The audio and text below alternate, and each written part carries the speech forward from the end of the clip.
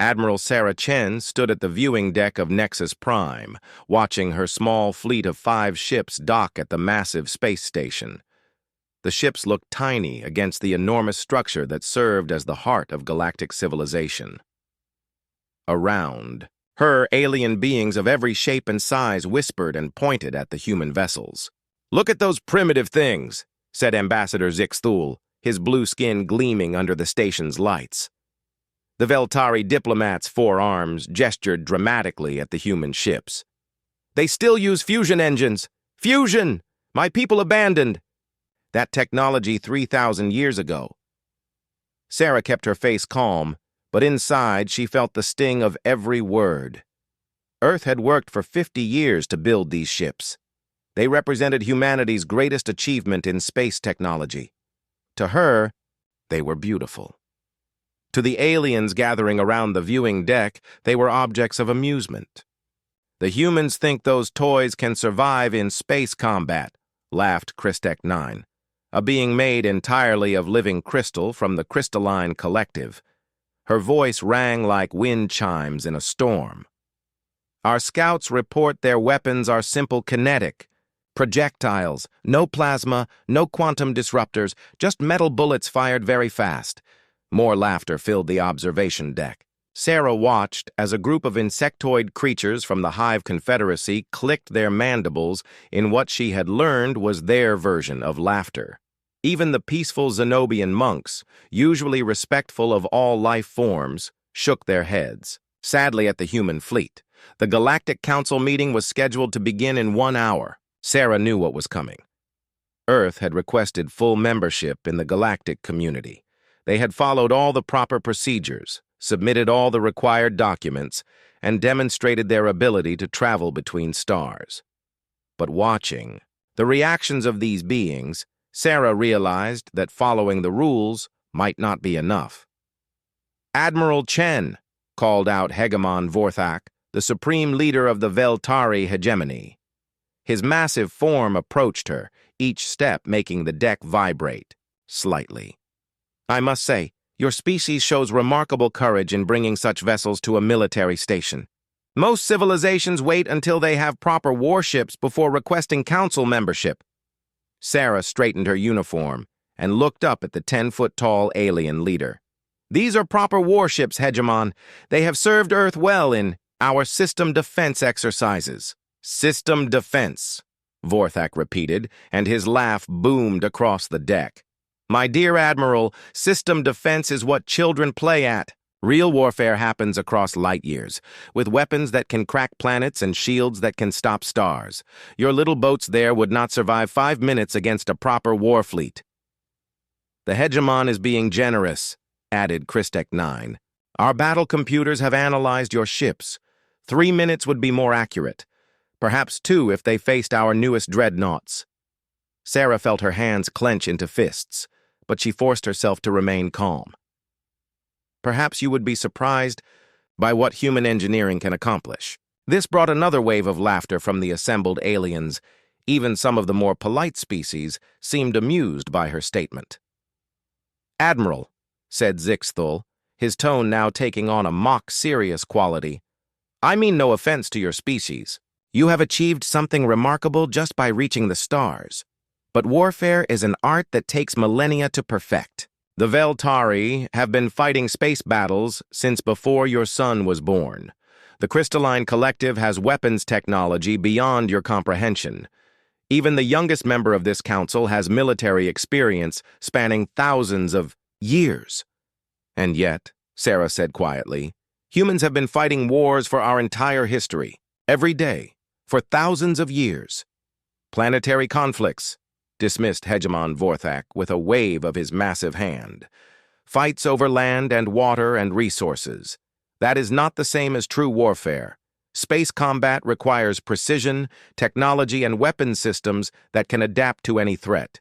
Your ships carry fixed guns and metal armor. They are museum pieces, not warships."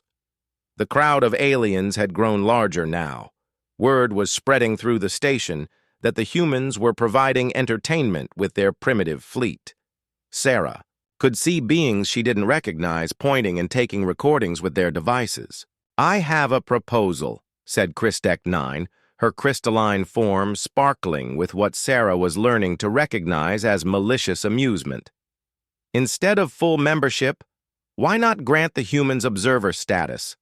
They could watch real civilizations conduct proper warfare. Perhaps they could learn something useful." "An excellent idea," agreed Zixthul. "They could serve as courier ships, perhaps. Run messages between real military vessels during combat exercises. Though we would need to escort them, of course, for their own safety." The insectoid representative of the Hive Confederacy clicked and buzzed in their own language, which the universal translator rendered as, "The humans could serve as emergency food supplies for our warriors. Their ships are certainly large enough to carry adequate provisions." This comment brought the loudest laughter yet. Sarah felt her face burn with embarrassment and anger, but she held her ground. "We appreciate the Council's consideration," she said through gritted teeth. "However, Earth requests full membership based on our achievements and potential, not just our current fleet capabilities." "Potential," repeated Hegemon Vorthok, as if the word tasted bad. "Young species always speak of potential, but potential does not win battles. Technology wins battles. Experience wins battles.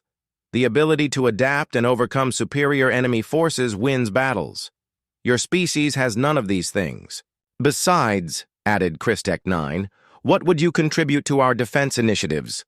The galaxy faces real threats. The Devourer swarm grows stronger in the dark regions beyond our borders. Pirate fleets raid our outer colonies with vessels that could destroy your entire fleet without taking damage. We need members who can stand and fight, not observers who need protection."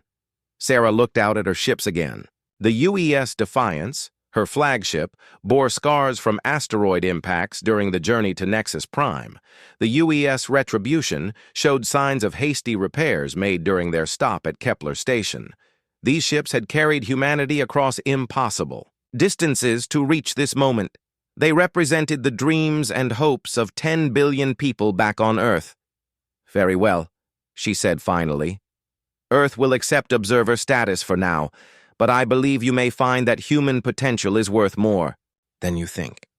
I am sure we will be surprised by your contributions," said Zixthul, his tone making it clear that he expected those contributions to be minimal at best.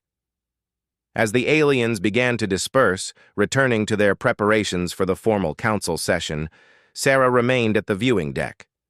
Her 5 ships sat in their assigned docking bays, dwarfed by the massive vessels surrounding them. The smallest alien cruiser was twice the size of her flagship. The largest dreadnoughts were the size of cities. But Sarah had studied the reports from Earth's intelligence services. She knew things about human military history that these aliens had never learned. She knew about battles won against impossible odds, about victories achieved through determination rather than superior technology. She knew about the human capacity for sacrifice, adaptation, and sheer stubborn refusal to quit. The aliens thought they were granting Earth a chance to learn from superior civilizations. Sarah suspected that very soon, the galaxy would learn something about humanity instead. Something that might surprise them all. The formal session was about to begin, and Admiral Sarah Chen walked toward the council chambers, representing a species that had just been dismissed as irrelevant to galactic security. She wondered how long that assessment would prove accurate. 6 months had passed since Earth received observer status in the Galactic Council. Admiral Sarah Chen had returned to Earth with reports of advanced alien technology and promises of eventual full membership. The human fleet had been expanded to 12 ships, still small by galactic standards, but representing a significant investment for Earth's economy. Then the warnings began arriving from the Outer Rim territories. Captain Marcus Torres stood on the bridge of the UES Defiance, reading the latest intelligence reports with growing concern. Entire colonies were going dark. Ships sent to investigate never returned.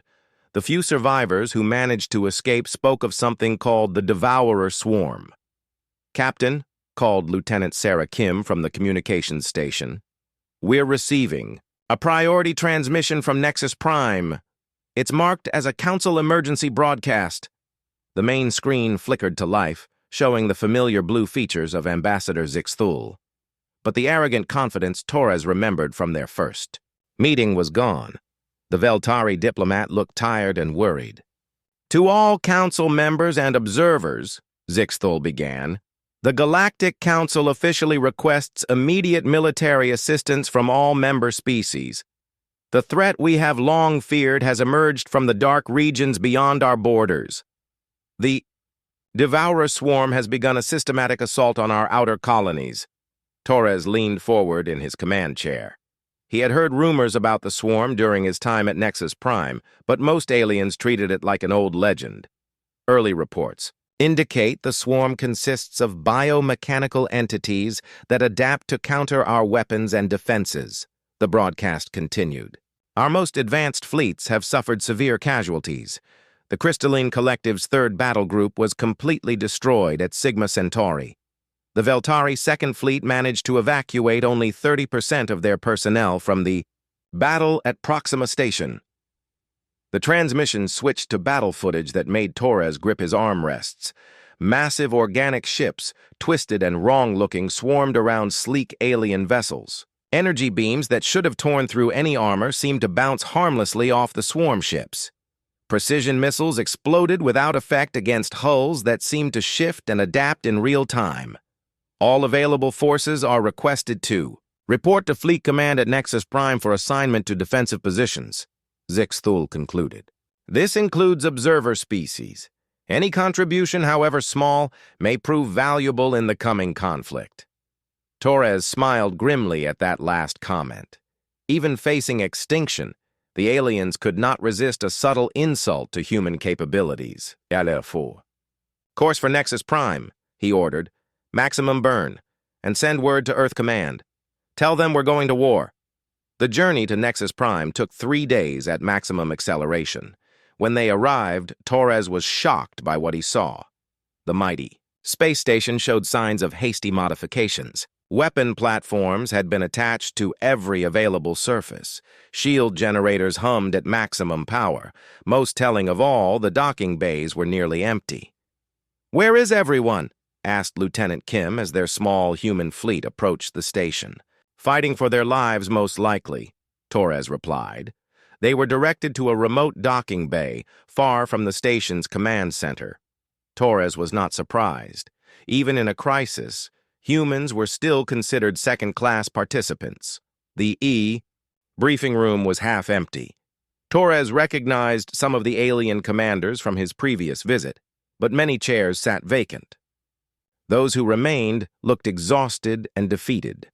Admiral Kethvar of the Veltari Third Fleet stood at the front of the room, his usually perfect uniform rumpled and stained.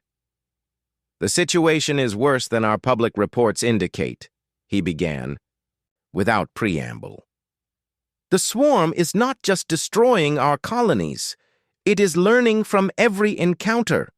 Weapons that work in the first battle are useless in the second. Defense systems that hold the line today are broken through tomorrow. A holographic display showed the current battle lines. Red markers indicated swarm positions. Blue showed galactic forces. There was far too much red on the map. We need time to develop new countermeasures," Kethvar continued, "which means we need forces willing to buy us that time through delaying actions and reconnaissance missions." Torres felt a familiar sinking feeling. He knew where this was going. The human observer fleet will be assigned to advanced reconnaissance duties, Kethvar announced, confirming Torres's suspicions. "Your unique vessels may be able to gather intelligence without triggering the swarm's adaptive responses. Your primitive technology might actually be an advantage in this case." Several alien commanders nodded agreement. Torres realized they were not expecting the human ships to survive these missions. They were asking humanity to die so that the real military forces could plan better strategies. "What kind of reconnaissance?" Torres asked. "Deep penetration missions into swarm-controlled space. replied Christek 9, her crystalline form now showing stress fractures that had not been there 6 months ago. We need to understand their base operations, their ship construction methods, their command structure. This information is vital for developing effective countermeasures. How many ships have you lost on these reconnaissance missions? Asked Captain Elena Vasquez of the UES Retribution. The room fell silent. Finally, Kethvar answered. All of them. Torres exchanged glances with his fellow human captains. They were being asked to fly suicide missions so that alien planners could study the wreckage and learn something useful. We understand the risks, Torres said finally. When do we leave? Immediately, Kethvar replied. The swarm is advancing toward the Kepler system. That sector contains 3 inhabited worlds and a major shipping hub. If it falls, the swarm will have a clear path to the inner colonies. What forces are defending Kepler? Asked Captain Park of the UES Determination. The Veltari Third Fleet will establish defensive positions around Kepler Prime, Kethvar explained. Your reconnaissance mission will probe swarm positions in the outer system and report back on their capabilities and numbers. Torres looked at the tactical display showing the Kepler system. It was a standard setup. Outer asteroid belt, several gas giants, 3 rocky planets in the habitable zone. Perfect terrain for the kind of battle that human naval commanders had. Studied for centuries. We'll need complete tactical freedom, Torres said. No restrictions on our engagement protocols. Several alien commanders looked surprised. Engagement protocols? Asked Christek 9. This is a reconnaissance mission. You are not expected to engage the enemy directly. Sometimes the best reconnaissance requires getting close to the target, Torres replied. We may need to probe their defenses actively. Kethvar waved dismissively. Do whatever you think best, Captain. Your orders are to gather intelligence and transmit it back to the main fleet. How you accomplish this is your decision. Torres smiled. The aliens had just given him exactly what he wanted. Permission to fight the battle his way. Understood. Admiral, the human fleet will depart for Kepler within the hour. As the briefing broke up, Torres caught the conversations of several alien commanders. They spoke quietly about the humans in tones that mixed pity with resignation. Some placed bets on how long the human ships would survive. The most optimistic estimates gave them 6 hours after first contact. Torres did not correct their assumptions. Let them think humanity was walking blindly into a death trap. Let them believe that human primitive technology would be useless against an adaptive enemy. The aliens were about to learn something about human warfare that no amount of advanced technology could teach them. They were about to discover what happened when a species that had been fighting wars for its entire existence finally found an enemy worthy of their full attention.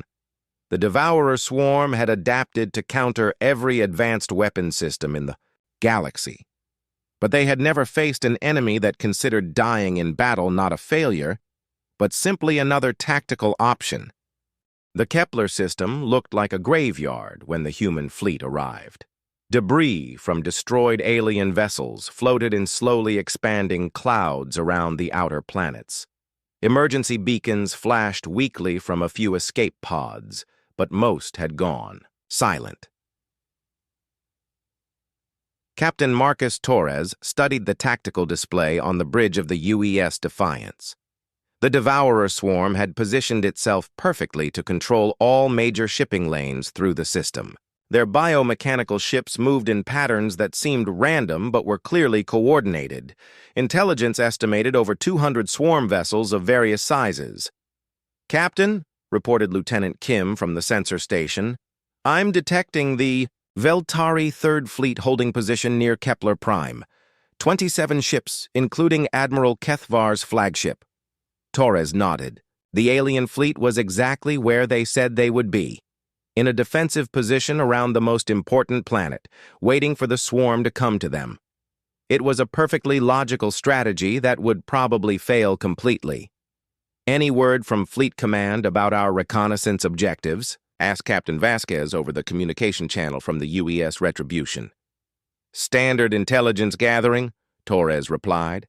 Ship types, weapon systems, command structure. You know the drill. What he did not say over the open channel was that he had no intention of running a standard reconnaissance mission. The aliens expected the human fleet to probe the enemy positions, gather some data, and then either flee or die trying. Torres had different plans. All ships, maintain communication silence from this point forward, he ordered. Switch to tight beam laser communications only. We're going hunting. The 5 human ships moved deeper into the Kepler system using minimal thrust and maximum stealth. Their fusion engines, so mocked by the aliens, produced much less detectable radiation than the exotic power systems used by advanced galactic civilizations. The swarm sensors seemed calibrated to detect high-energy signatures, not the relatively primitive emissions of human technology. "Contact," whispered Lieutenant Kim. 3 swarm vessels, frigate class, patrolling the asteroid belt. They're following a predictable search pattern, Torres smiled. Just like pirates used to do back in the Caribbean. Captain Park, take the determination and flank them from the other side of the belt. Wait for my signal. The human ships moved into position with the patience of experienced hunters. Torres had spent years studying the tactical reports from the alien fleets that had faced the swarm. Every battle followed the same pattern: long-range engagement with energy weapons, followed by rapid swarm adaptation, followed by alien retreat or destruction. All ships, Torres transmitted on the laser communication channel. Remember what we discussed. No energy weapons until the very end. Kinetic rounds only. Make every shot count. The UES Defiance accelerated toward the first swarm patrol ship. At 5 kilometers distance, Torres gave the order. Fire everything. The human ships opened fire with their primitive kinetic weapons. Solid metal projectiles fired at tremendous velocity, slammed into the swarm vessels. The biomechanical hulls, designed to adapt to energy weapons, had no defense against simple physics. Metal punched through adaptive armor like it was paper. The first swarm ship was destroyed before it could transmit a warning. The second managed to send an alert, but Captain Park's flanking attack caught it from behind, railgun rounds tearing through its engine section. The third swarm vessel tried to flee, but the humans had positioned themselves to cut off all escape. Routes. Phase 1 complete, Torres reported. 3 enemy vessels destroyed. No casualties. Captain, called Lieutenant Kim, excitement clear in her voice. I'm reading massive swarm movement throughout the system. They're converging on our position. Good, Torres replied. Signal the fleet. Begin Phase 2. The human ships scattered throughout the asteroid belt, using the rocky debris as cover. When the swarm reinforcements arrived, they found not fleeing reconnaissance vessels, but a carefully prepared ambush. The battle that followed would be studied in military academies for generations. The humans used every dirty trick that centuries of naval warfare had taught them. They hid behind asteroids and struck from unexpected angles. They used the swarm's own momentum against them, luring fast-moving enemy ships into collision courses with space debris. When their ammunition ran low, they improvised. Captain Elena Vasquez of the UES Retribution made the first truly desperate gambit. Her ship, badly damaged and out of kinetic rounds, charged directly at a swarm cruiser twice her size. Retribution to all ships, she broadcast. I'm going for ramming speed. Tell Earth we did our duty. But instead of simply crashing into the enemy vessel, Vasquez ordered her crew to rig the ship's fusion reactor for overload at the moment of impact.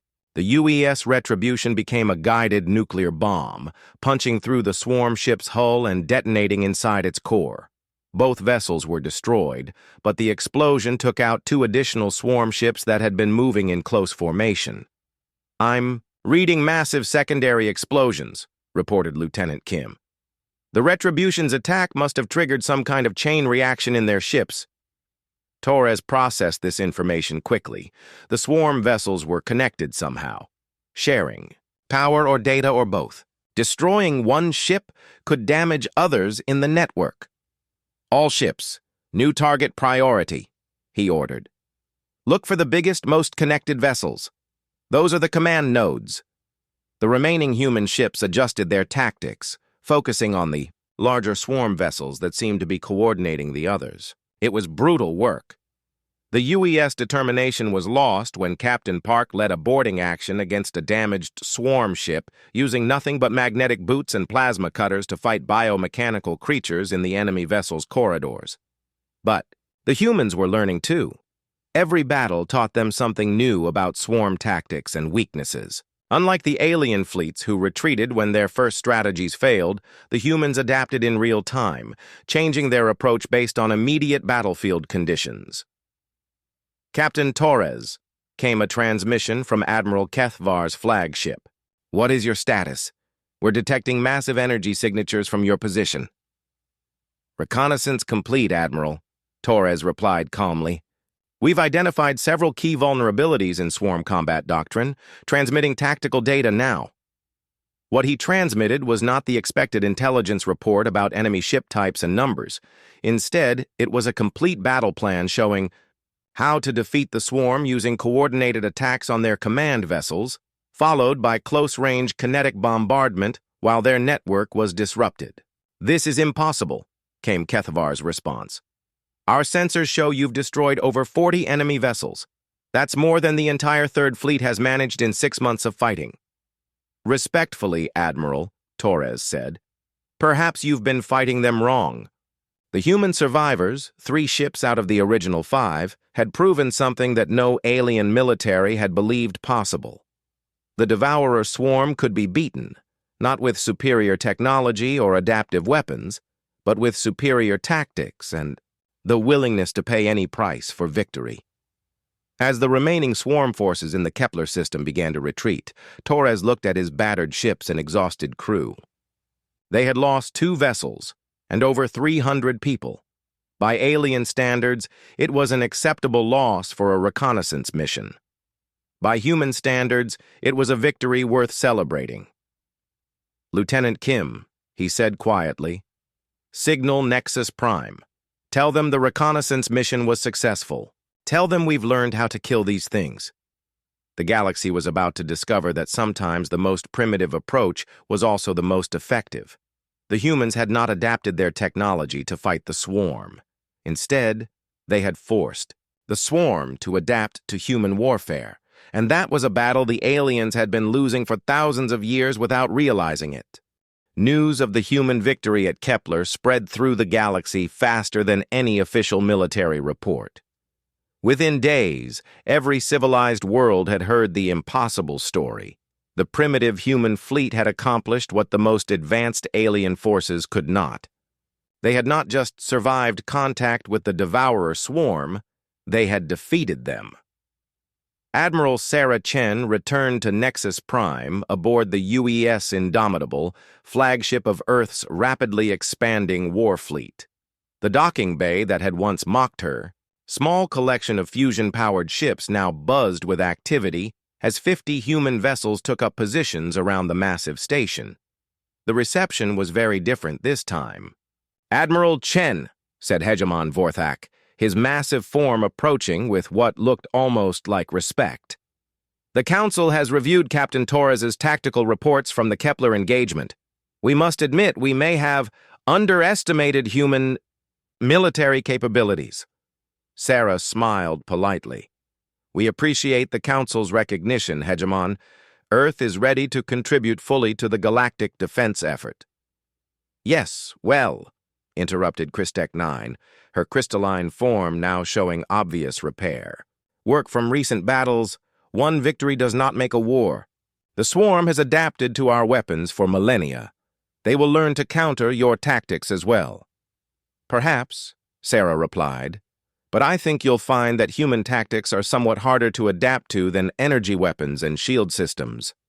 The formal council session that followed was unlike any in galactic history. For the first time, the representative of a probationary observer species was asked to address the full assembly on military strategy.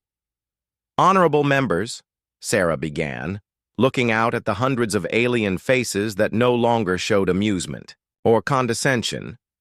Earth offers a new approach to the swarm crisis. We propose joint task forces combining human tactical doctrine with alien technological advantages. Murmurs filled the chamber.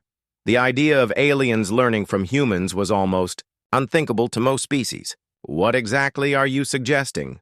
asked Ambassador Zixthul, his tone cautious but interested. "Human ships will lead assault formations," Sarah explained. "Our vessels will engage at close range using kinetic weapons to disrupt swarm network connections. Allied ships will provide long-range fire support and electronic warfare capabilities. Together, we can combine the best aspects of both approaches." "Lead assault formations?" Christek Nine's voice rang with disbelief. "You're asking our advanced vessels to follow primitive human ships into battle?" "I'm asking you to win," Sarah replied, simply. "The swarm has adapted to counter every aspect of advanced galactic warfare except one. They don't know how to fight enemies who refuse to retreat." The debate that followed lasted for hours. Some species, particularly the proud Veltari and the technologically superior Crystalline Collective, resisted the idea of human leadership. Others, especially those who had lost heavily to the swarm, were more willing to try new approaches. Finally, Admiral Kethvar spoke up. "I was at Kepler," he said, his voice carrying across the silent chamber. "I watched the human fleet do something I thought was impossible. They made the swarm retreat. In 6 months of fighting, my forces have never accomplished that." "Because you fight like civilized beings," Sarah said, not unkindly. "You retreat when losses become unacceptable. You preserve your forces for future battles. You follow the established rules of galactic warfare. The swarm has learned to exploit all of these perfectly reasonable behaviors." "And humans don't follow these rules?" asked the representative of the peaceful Zenobian order. "Humans follow different rules," Sarah replied. "We learned warfare from a world where losing meant extinction. We developed tactics for situations where retreat was not an option. The swarm may adapt to energy weapons and shield systems, but it's much harder to adapt to an enemy that considers acceptable losses to be whatever it takes to win." The vote was closer than Sarah had hoped, but decisive enough to matter. Earth would be granted emergency military authority to coordinate joint defense operations. Human tactical doctrine would be integrated with alien technology and firepower. The transformation of the galactic military began immediately. Human officers were assigned to every major fleet as tactical advisors.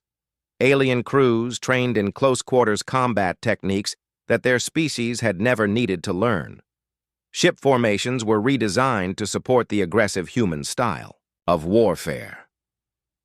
Captain Torres, promoted to Commodore after Kepler, led the first joint task force into battle at the Rigel system. His flagship, the UES Defiance, was now supported by 12 human destroyers and 30 alien vessels from 6 different species. "Remember the plan," Torres broadcast to the combined fleet. "Humans go in first and hard. We break their network, connections, and disrupt their formations. Allied vessels provide cover fire and electronic support. Nobody retreats until I give the order." The Veltari captain of the cruiser Sword of Honor responded with obvious reluctance. "Commodore, my vessel is worth more than your entire destroyer squadron. I cannot risk it in a close-range engagement." "Captain," Torres replied patiently, "your vessel is worth exactly nothing if the swarm overruns this system. Follow the human ships. Trust the plan." The Battle of Rigel became the template for every subsequent engagement. Human ships charged into the swarm formations, their crews treating near-certain death as just another tactical consideration. Their kinetic weapons punched through adaptive armor, while alien energy beams provided covering fire from longer range. When swarm vessels tried to adapt to the new tactics, they found themselves caught between 2 different types of warfare simultaneously. Most importantly, the joint forces refused to retreat when the battle turned against them. Instead of preserving forces for future engagements, they committed everything to winning the current fight. The swarm which had learned to exploit alien withdrawal patterns, found itself facing enemies who would rather die than give ground. "This is insane," transmitted Christek 9 during the height of the battle, her crystalline vessel taking heavy damage while supporting a human assault on a swarm command ship. "My people will not accept these casualty rates. Your people won't exist if we lose this war," Torres replied, his own ship trailing atmosphere from multiple hull breaches. "Sometimes insane is what victory requires." The Rigel system was cleared of swarm forces within 18 hours. For the first time since the crisis began, a major swarm offensive had been not just stopped, but completely destroyed. The surviving enemy vessels fled into deep space rather than face annihilation. Word spread through both civilized space and swarm territories. The tide of war had turned. The supposedly invincible devourer swarm had met their match in the form of a species too primitive to know when they were beaten. Admiral Sarah Chen received the reports aboard her flagship as Earth's reinforcement fleets continued to arrive. At strategic positions throughout the galaxy, 500 ships had become 1,000. The human industrial base, geared up for total war, was producing vessels faster than any alien shipyard had thought possible. "Admiral," called Captain Martinez from the communications station, "we're receiving surrender requests from 17 swarm subclusters. They're asking for terms."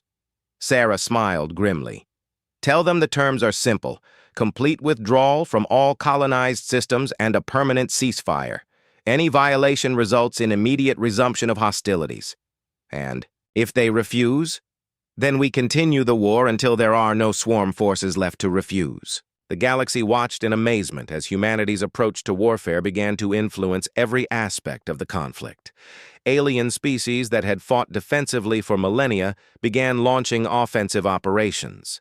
Civilizations that had never cooperated began sharing technology and coordinating strategies. The Devourer swarm, which had adapted to counter every known form of galactic warfare, found itself unable to counter something much simpler and more dangerous: an enemy that absolutely refused to quit. The Void Nebula had been avoided by galactic civilization for thousands of years. The dark, twisted region of space beyond the outer rim was home to cosmic storms, unstable stars, and navigation hazards that made travel nearly impossible. It was the perfect place for the Devourer swarm to build their final stronghold. Admiral Sarah Chen stood on the bridge of the UES Indomitable, looking at the tactical display that showed the largest fleet in galactic history. Over 3,000 ships from dozens of species, all united under a single command structure that would have been impossible to imagine a year ago. "Admiral," reported Captain Torres from his position as Fleet Tactical Coordinator, "long-range scouts confirm the intelligence reports. The swarm has constructed massive breeding stations throughout the nebula.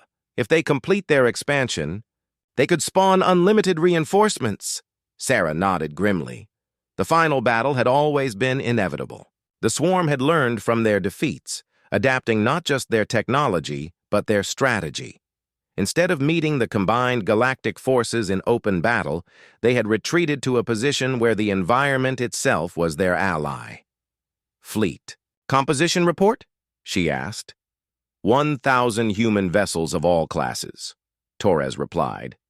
2,000 allied ships including Veltari heavy cruisers, crystalline collective energy platforms, Hive Confederacy swarm fighters, and support vessels from 37 other species.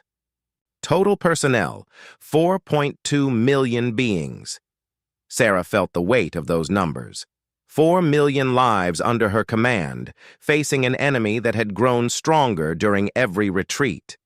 The swarm had used their time in the nebula well, constructing defenses and spawning new ship types specifically designed to counter human tactics. "What about the nebula itself?" asked Admiral Kethvar, who had become one of Sarah's most trusted lieutenants despite their rocky first meeting. "Our navigation systems will be severely limited once we enter the storm zone." "That's where human experience becomes an advantage," Sarah replied. My species learned to fight in storms, in darkness, in conditions where advanced technology failed. We'll navigate by instinct and determination.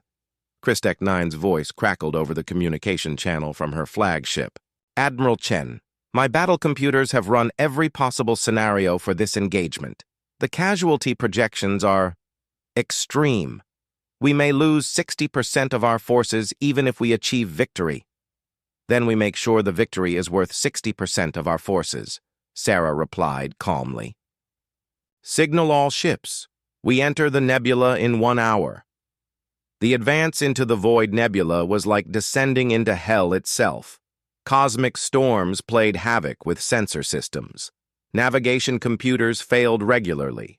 Communication became difficult as the nebula's electromagnetic interference blocked most long-range signals, but the human ships pressed forward, leading formations of alien vessels through the chaos by dead reckoning and pure determination. Captains who had trained for decades in the precise art of galactic warfare found themselves following fusion-powered ships guided by officers who navigated by instinct. "Contact!" called Lieutenant Kim from the sensor station of the UES Defiance. "Massive swarm formations ahead. I count over 5,000 vessels plus the breeding stations." The enemy force was larger than anything the galaxy had ever seen. The swarm had used their time well, constructing ship types specifically designed to counter human tactics. Heavily armored vessels that could survive kinetic bombardment. Fast interceptors designed to break up human attack formations. Command. Ships buried deep within protective screens of smaller vessels. "All human vessels," Sarah broadcast to her fleet. "Remember what we came here to do. We're not here to win a clean victory. We're here to end this war permanently, whatever it takes." The Battle of the Void Nebula began with the largest coordinated assault in military history. Human ships charged into the swarm formations, while alien vessels provided supporting fire from multiple directions. The space around the breeding stations became a maze of explosions, debris, and desperate combat.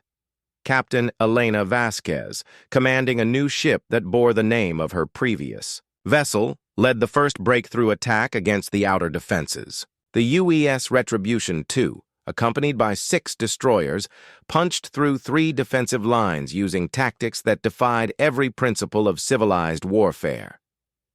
"We're taking heavy fire," she reported, as her ship's armor was systematically destroyed by swarm weapons. "Hull breaches on decks 4 through 7, engines at 30%, requesting immediate support." "Negative," Sarah replied. "Continue your attack. All other ships, follow the Retribution through the gap." It was a brutal calculation. Vasquez's ship was doomed, but her sacrifice was opening a path for dozens of other vessels to reach the breeding stations. Human naval doctrine had always accepted that some ships would be lost to achieve victory. The aliens were still learning to think that way. The battle raged for 18 hours. Human ships died by the dozens, their crews fighting to the last breath rather than retreating. Alien vessels, inspired by human determination, pressed attacks they would have abandoned in previous conflicts.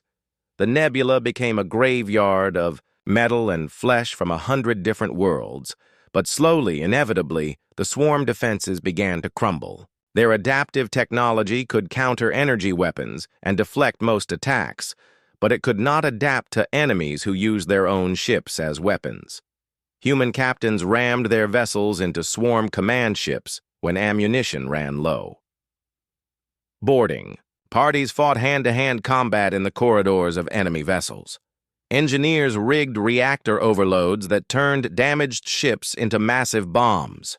"Admiral," reported Torres from his battle-damaged flagship, "the breeding stations are heavily defended, but we've identified their power distribution network. If we can take out the central hub, the entire complex will shut down." Sarah looked at the tactical display. The central hub was buried deep within the strongest swarm defenses, protected by hundreds of ships and automated weapon platforms. Reaching. It would require a direct assault through the heart of enemy territory. "How many ships?" she asked. "For a successful attack? Everything we have left. And even then, the chances are maybe 30%. Sarah felt the weight of command as she had never felt it before. She was about to order the destruction of the largest military force in galactic history for a 30% chance of ending the war. "Signal all ships," she said quietly. "Final assault. All vessels, all directions. We end this now." What followed was less a battle than a controlled catastrophe. Over 2,000 ships converged on the swarm's central position simultaneously. The enemy, overwhelmed by attacks from every direction, could not adapt fast enough to counter them all. Human ships led the way, their crews singing old battle songs as they charged into certain death. The UES Indomitable, Sarah's flagship, took point position in the final assault, her hull blazing with enemy fire as she pushed through the last defensive line. "Hull integrity failing," reported the damage control officer. "Multiple system failures. We can't take much more of this." "We don't need much more," Sarah replied, watching as the swarm's central hub grew larger on the main screen. "All weapons, target the main reactor complex. Everything we have." The final moments of the battle were almost silent. The UES Indomitable, along with 17 other human ships and 43 alien vessels, opened fire simultaneously on the breeding station's central power core. The explosion that followed lit up the entire nebula, destroying the hub, the surrounding stations, and every ship within 50 kilometers. When the light faded, the void nebula was quiet. The Devourer swarm's final stronghold was gone, reduced to expanding clouds of debris.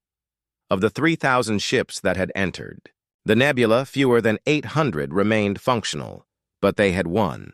"All stations damage report," Sarah called out, her voice hoarse from 18 hours of battle. "Admiral," came Torres's voice over the crackling communication system. "This is Commodore Torres aboard the... well, what's left of the Defiance. We're showing total swarm force elimination. No enemy vessels detected anywhere in the nebula." Sarah closed her eyes and felt the weight of victory. The galaxy was safe. The Devourer swarm was broken. But the price had been higher than anyone had imagined. "Admiral Chen," came a transmission from Admiral Kethvar. "The Galactic Council has transmitted their surrender terms to any remaining swarm forces. Complete withdrawal from all civilized space. Permanent ceasefire. Reparations for damaged colonies." "And their response?" Sarah asked. "Unconditional acceptance. The war is over."